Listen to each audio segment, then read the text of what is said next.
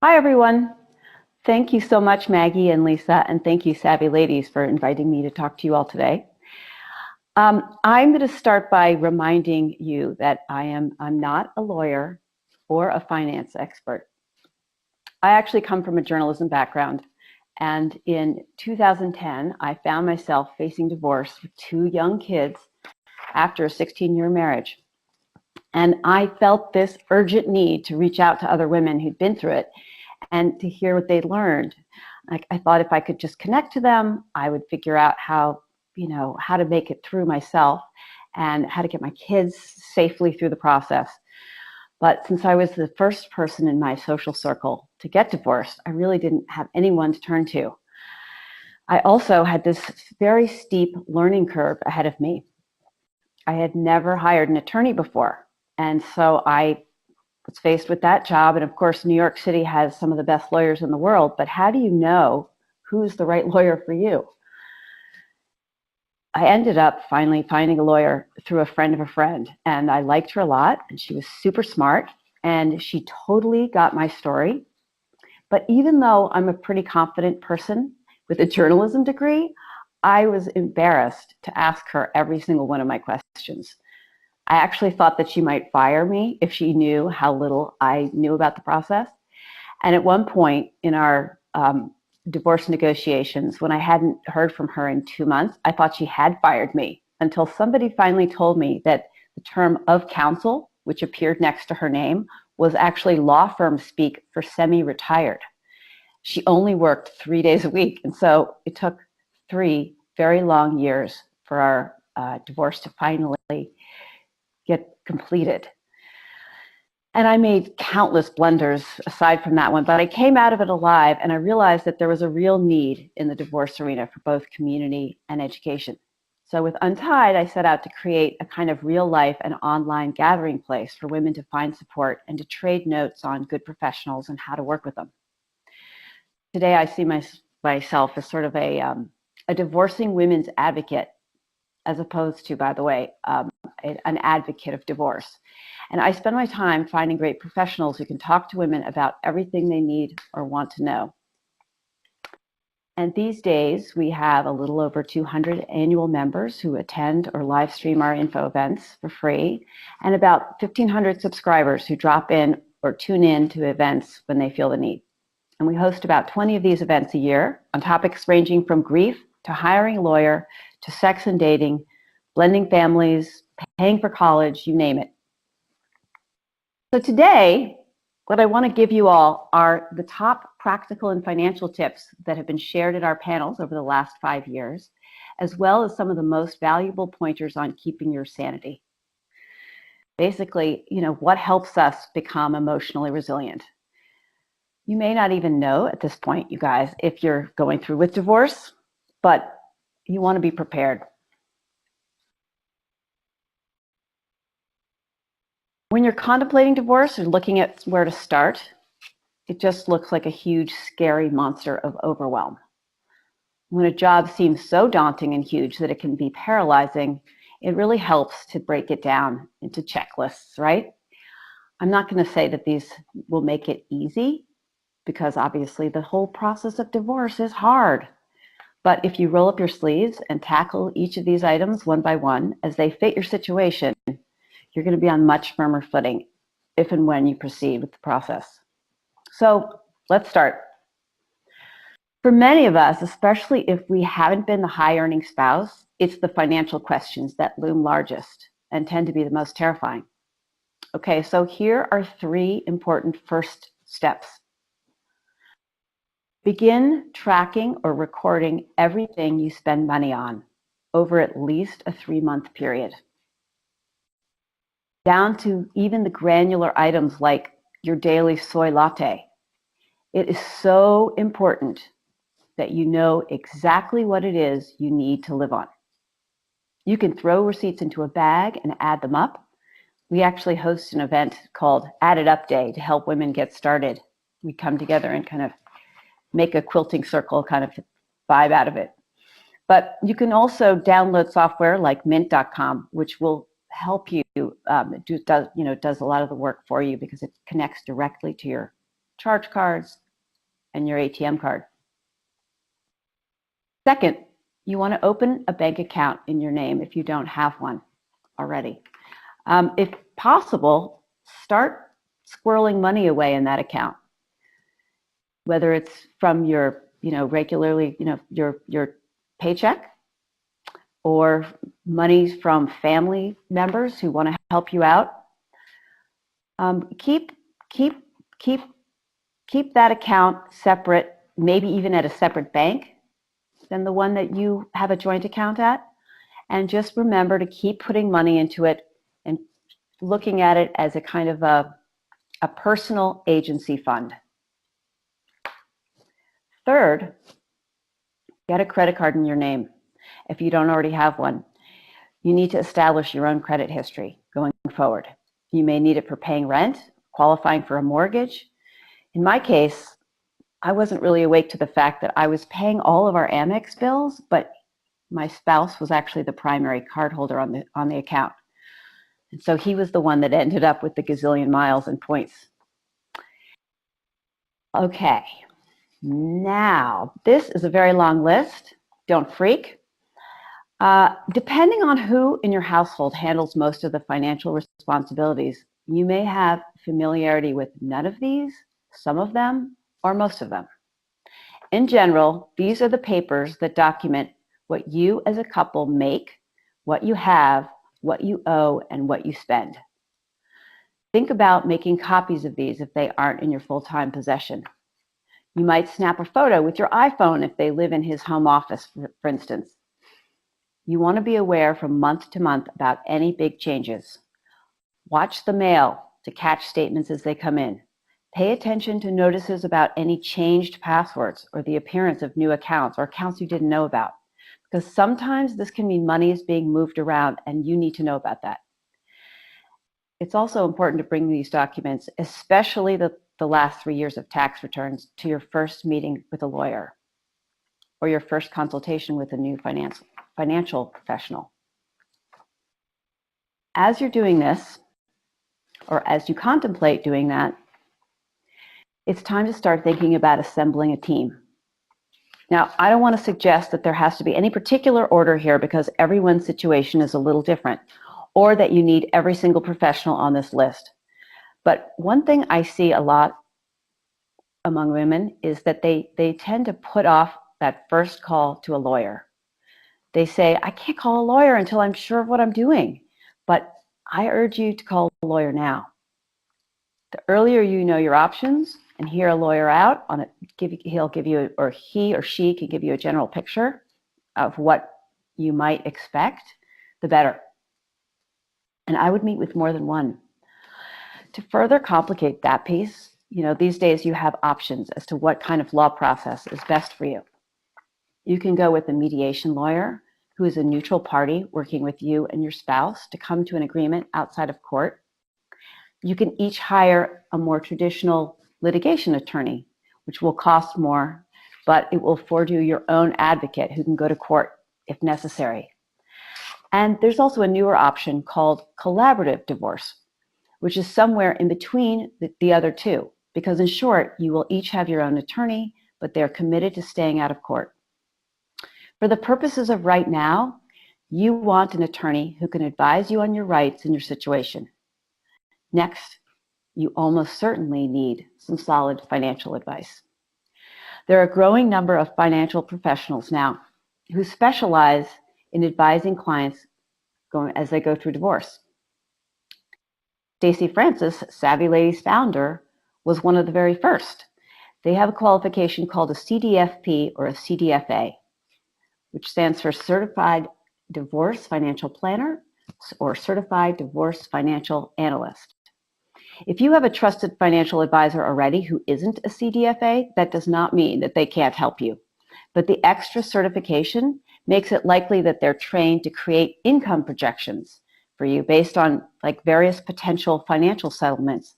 So for instance, they can show you in an easy to read diagram what your income will look like in 10 years if you decide to keep the house versus sell the house. So that's law and finance. Expensive but crucial professionals to have on your team. Now, you want to be careful that you don't use your lawyer as a therapist or pay a lawyer to help you organize your financial documents. That's where a lot of big money gets wasted. More and more, I'm becoming a big fan of divorce coaches and even professional organizers because their rates are a lot lower. You can search our directory or ask friends for a start at finding somebody who has the right set of skills you need. Now, there's never a good time to say this, but if you know you're headed for divorce, it can be a long process. 2 to 3 years is not unusual, especially when you have kids. So I'm urging you to prepare for a worst case scenario. Of course, that would be like death or injury. You should consider revisiting your will and your healthcare directives. You can't disinherit your spouse, but you can limit them to something like 30% of your estate rather than having them get everything. And in the case of some sort of massive illness or injury, you probably don't want your soon-to-be ex, the one holding, the plug. While you prepare for the worst, you want to behave at your very best, particularly as it regards all of your correspondence. There's no such thing as a private email, right? In reality, electronic media is not private. Make sure you don't write anything you'd be sorry about if it ended up being seen by your spouse or your spouse's attorney or your kids. And if you can't be nice about your spouse in your correspondence with friends and family, then do your absolute best to keep your words neutral. Now, this one seems obvious, but it's almost the hardest for a lot of us caretaker types. If you have kids, remember the oxygen mask analogy? Tape that to your refrigerator.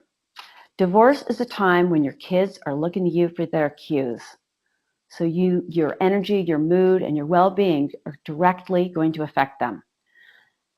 If it helps, remember that this is an opportunity to actually model resilience for them. And that doesn't mean you can't be sad, but it does mean doing your best to take care of yourself, even in ways that in regular life you might consider indulgent. I remember that during the worst episode of my split, I secretly booked a cheap massage for myself every Friday. And I'm telling you, I lived Friday to Friday for about 8 months. No regrets. No surprise that I feel particularly strongly about this. As women, we've always been the ones to gather around the well, share information, bear witness to each other's struggles, and prop each other up. During divorce, these relationships can be so sustaining. One of the most dramatic things that I see in my job is the way that having people around, people to talk to who get what you're going through, boosts resilience. So be purposeful about finding people who are able to nurture you during this period. Maybe it isn't your sister who can't stop telling you how much she always hated your husband. I had an uncle like that who still needs to remind me 8 years later how much he loathed my ex. Not helpful. Seek out your non-judgmental besties, particularly if they can act as exercise pals or activity pals, and help that, so they can help keep you to a regular and healthy routine. Search out a divorce group in your area. If you feel lost or don't have local resources, email me. I'll add you to our Facebook group. It's a private forum where women can feel safe asking questions and sharing advice on all things divorce. So that was it. That was 7 checklists, and yes, that was a lot. But use them as guidelines and be gentle with yourself along this road. Nobody's an expert in divorce before they've been through it. Before we move on to questions, I also want to add that if you don't have ready sources for professional referrals in your area, we have a professional directory that I'm really proud of, and I urge you to check out. Each year, we put out a call to all of our subscribers asking if they can share the name of a professional who they would describe as outstanding. And if someone gets a rave from 2 or more people, we follow up by vetting them and meeting them whenever possible, and then they land on our list. In other words, nobody can buy their way onto our professional directory, and as a journalist, that is important to me. We'd love to see you at some of our events. So here are some of the regular topics we visit during our September to May event calendar each year. And I thank you all for listening, and I'd love to take some of your questions. Thanks, Elise. That was great. I'll remind everyone, if you have a question, you can use the chat box or you can email info@savvyladies.org. And I see that we had some questions come in during your presentation. So the first one we'll start with is, what if I can't afford a top lawyer and I'm concerned that my ex will be able to hire a better lawyer? What might end up happening?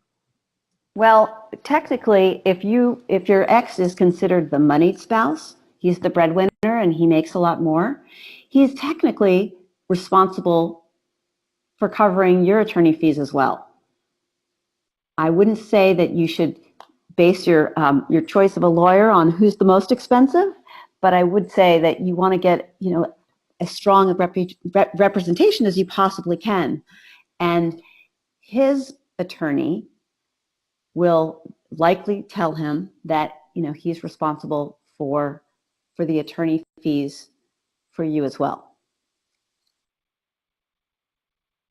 Okay. The next question we have is asking if you have some guidelines or suggestions for good questions to ask a lawyer when you're trying to find one. Well, I know that on our panels there are a number of lawyers who have suggestions for questions that they like to be asked. You do want to get a sense of what they generally or see as what you might expect from your situation, from the. I would say, everybody wants to know how long their case is going to go on for and how much it's going to cost. And no lawyer can really give an answer to that. I think, you're going to want to ask your lawyer all the questions that you generally have, and you're going to want to know that lawyer is not just answering to make you, you don't want to hear something that sounds a little too pat and too easy. If they can give you an exact number of what they think you're going to get, see another lawyer. It's very important. I say this all the time. It's really important to feel totally comfortable with your lawyer, because you're going to end up talking with them about very personal stuff. And I would say that more than anything, that trust your gut about the lawyer that you're meeting with. And never be afraid, by the way, to ask an attorney about their bill. That's one thing I think that a lot of women are fearful about. And I know that good attorneys I've spoken to love it when their clients actually ask about what, about fees that appear on their bill, because they feel like they want to show you exactly what they're doing for you and be, very above board about that. Okay, thanks. Okay, the next question is, I suspect my husband has not been honest with me about his money, and I think he has some stashed away in a secret account. Does he have to disclose that if I move forward with a divorce? Yes. In every divorce, if it goes to litigation attorneys, you have a process called discovery, in which each spouse has to deliver their financial statements, all of them.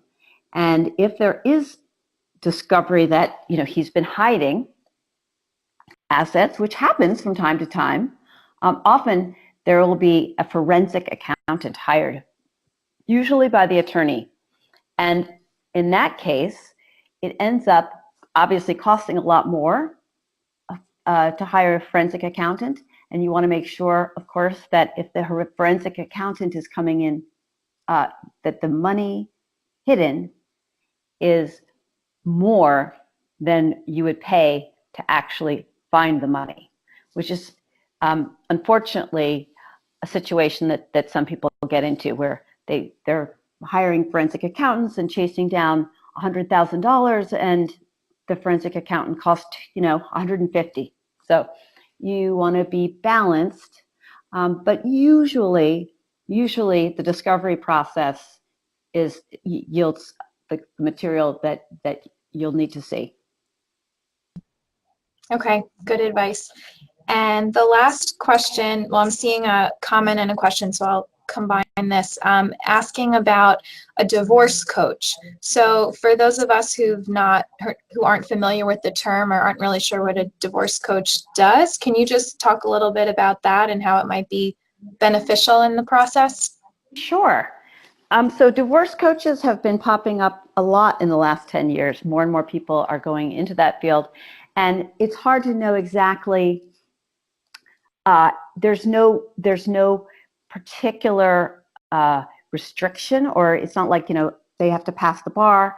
But some divorce coaches actually come from a law background, and they've become they can help people navigate the system much more efficiently. So divorce coaches have different sets of skills, and you can find out what particular skills that divorce coach is strong in. For instance, they might have a therapy bent. Some divorce coaches are therapists. They might be more of an organizing kind of, professional.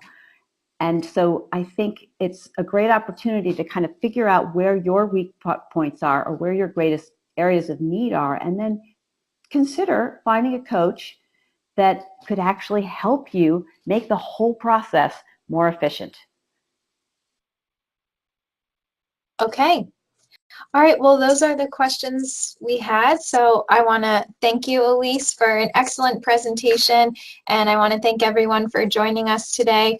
We will be sending out Elise's contact information that you see here, and I would encourage everyone to visit untied.net and check out the resources that Elise mentioned.